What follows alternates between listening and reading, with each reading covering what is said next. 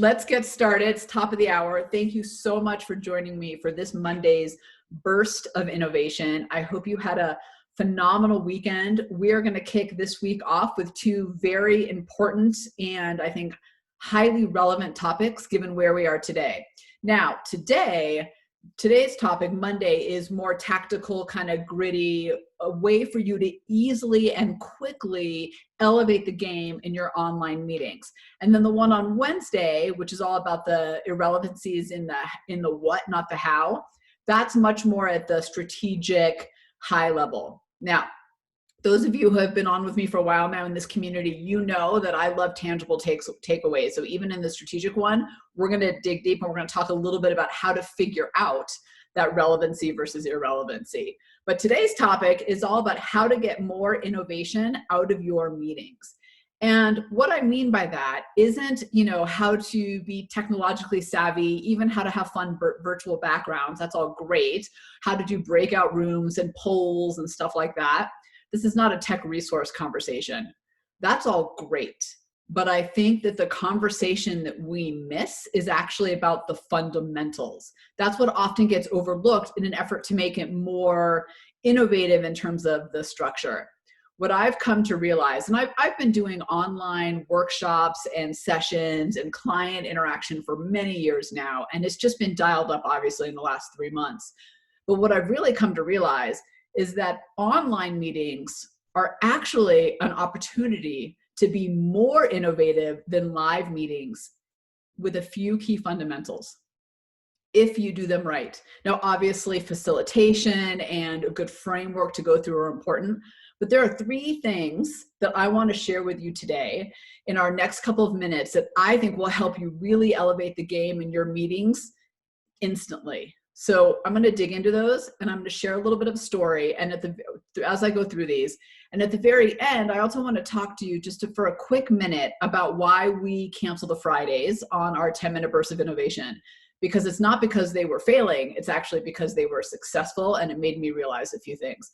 But I'll get to that at the end because I want to start by giving you value. Now, I took some notes so that I didn't forget what I want to tell you because I thought it was so important. All right, 3 ways to make your meetings more innovative. And what I mean by innovative is get more of that innovative thinking, more of those solutions that you need right now. I mean, how many of you have been in those meetings where, maybe you had the polls and cool technology and some breakouts or whatever, but you still didn't get the breakthrough ideas you need to solve the challenges that you're dealing with right now. And I know for many of us, those challenges we're dealing with today are not the same ones as yesterday. Okay. Oh, before I dig in, let me just say, especially for those of you new and for those of you who've been with me, put stuff in the chat bar. I love interaction. It also helps us all. Your voice is as important as mine. So when you have a thought, a question, a nugget, put it in the chat bar. Okay. That way we can all see it and we can all benefit from it. Okay. Number 1 tip is online meetings actually allow you to have a broader diversity of thinking in your meetings. Here's what normally happens. We are limited by the people in the office, who's in our geography, who can come in for the day, when we can book a conference room, and who's available. Online meetings give us way more flexibility to be able to tap the power of diversity of thinking, right? We can tap people that we normally wouldn't be able to tap, people across the globe, people in different departments, people whose schedules just simply don't match up with ours. Now we can actually leverage them. And here's the thing, when you have a broader, diverse group of people on your meeting, that leads to a broader cross-section of perspectives and ideas and different styles of innovators. And of course, that totally dials up the innovation.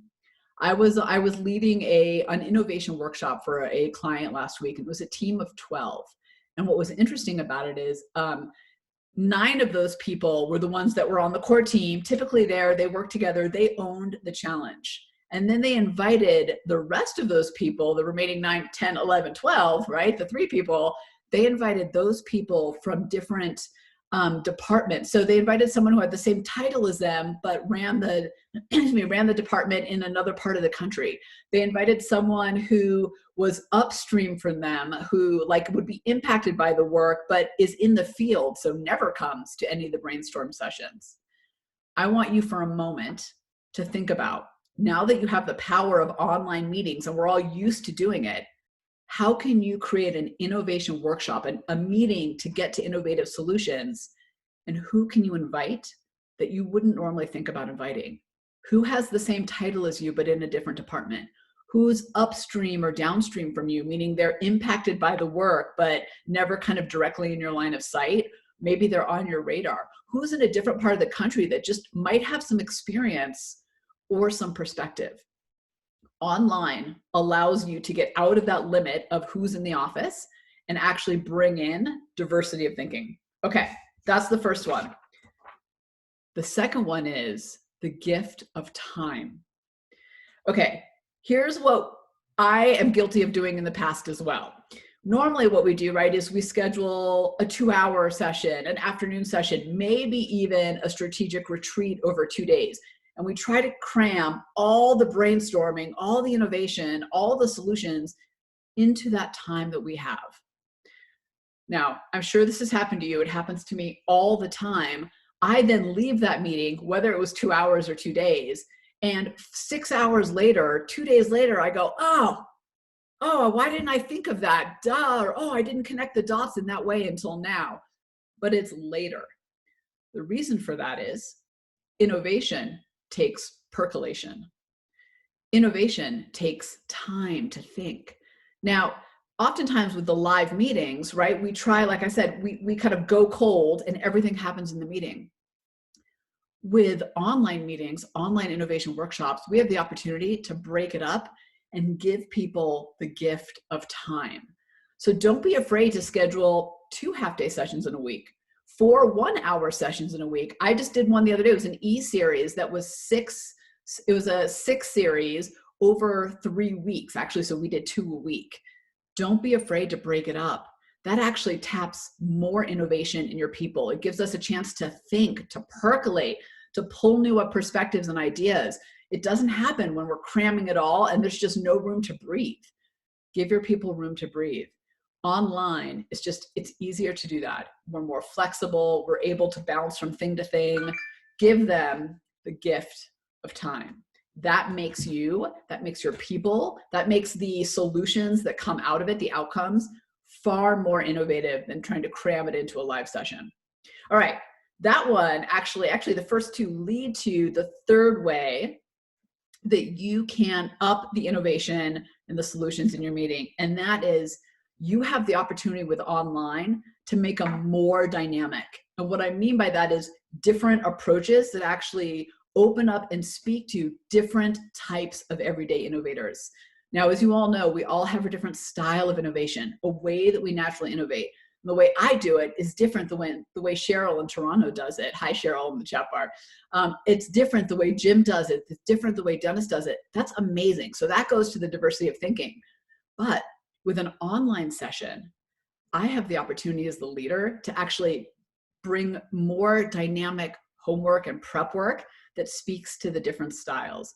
Let me share a quick story with you to tell you kind of what I mean by this. So I'm an experiential risk taker. That's my everyday innovator style. And what that means is I innovate by doing, by being in action, by experimenting, playing, getting it out of my head. That's the experiential side. And the risk taker side of me is all about I need to leap and be uncomfortable. Now, here's the thing about me that some of you may be a little bit surprised to learn because I'm in the innovation space. But when I'm kind of thrown into a meeting without any kind of ability to test and play before, I don't do as well as if someone had given me just an opportunity to think it through before, to test and play. So when we do live sessions, the expectation is that we cram everything in the meeting.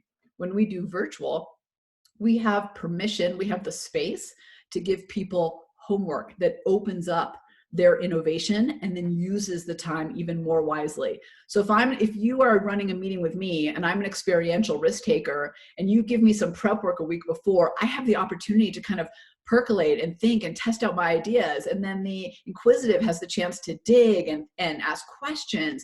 And the collaborative has a chance to talk to other people or gather data and insights before coming. you have the opportunity to be more dynamic. All right, the 3 ways that are so simple that you can right now up the innovation in your meetings this week is number 1, bring a broader, diverse group of people to the table. You can absolutely virtual table. You can absolutely do that.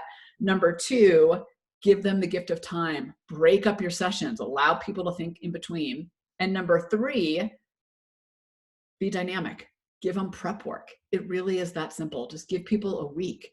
So good. Carolyn says, we've done this with shorter weekly team meetings, having a different team member reason of success since the last meeting. And Carolyn, excuse me, correct me if I'm wrong, but isn't it so powerful? Because when you actually break it up and give people the gift of time, it actually builds on itself and builds on itself and builds on each other. It's so powerful. All right.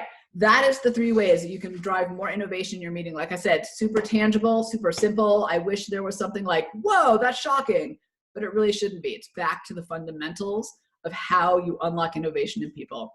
Now, I mentioned in the beginning, just very quickly, I just want to close the loop on it because some of you asked me about it. So we stopped the Friday bursts of innovation. We're going to always do Monday, Wednesday, but we stopped the Friday. We didn't do it because it was failing. We did it because it was actually wildly successful. Y'all were showing up all over the place. It was amazing.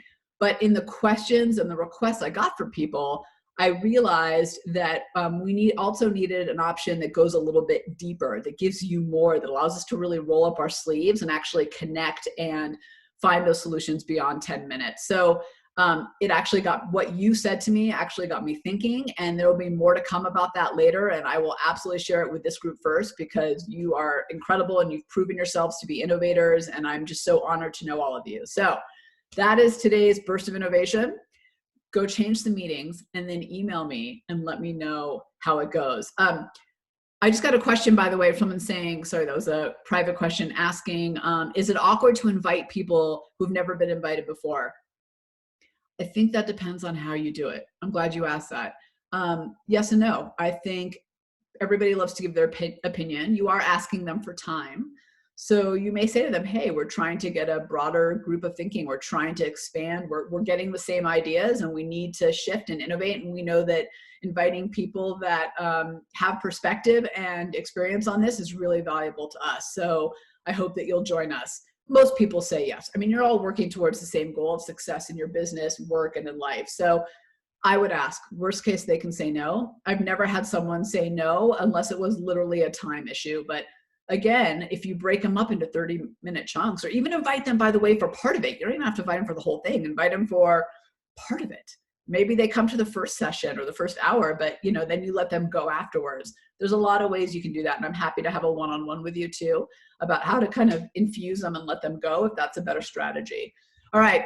You're welcome. Paul, you are welcome. Yeah. Prep work, right? We kind of forget about that, but it taps people, and not just your everyday innovator style, which is so important, but also introvert versus extrovert, right? The introverts want to think and process first. You should throw introverts onto a 3-hour meeting, and people like me who are extroverts and can't stop talking suck the wind out of the room, and they don't get a chance. The homework allows them to have a chance too, which I think is great. Cheryl, you are welcome. Good. This was so tactical. I hope, normally I start Mondays with a kind of high strategy, but I wanted to save that one for Wednesday. And this one I got a lot of questions about, so I wanted to get it out there to you. All right, everybody.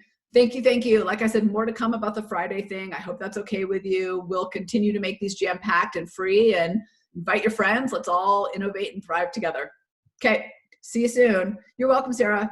Oh, bye, Dennis. Thank you. Now I'm in that awkward moment where my panel's disappeared and I can't find the end bar. There we go. You're welcome, Emily. Thank you for being here.